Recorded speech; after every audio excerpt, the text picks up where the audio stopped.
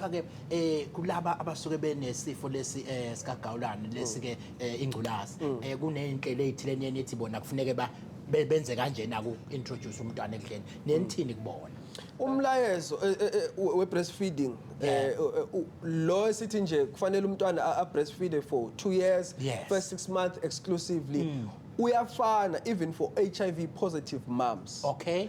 However kufanele kube umama owathathayo ocomplyayo ne-medication yakhe ama-ARV akhe uyawadla une-viral load engaphasi kufanele kube viral load engaphasi kwa-1000 copies. Okay. So labo omama abanjalo bayakwazi ukuthi bancelise ibisi lebele njengomama aba-HIV negative. Okay. Yes. And then kuba nama-exceptions ke mhlambe makuthi umama i-first regime ayisebenzi ukulowarisha i-viral load ne-second regime ayisebenzi then singabheka amanye singa-exercise ke amanye ama-options now I-include o-milk donor nani.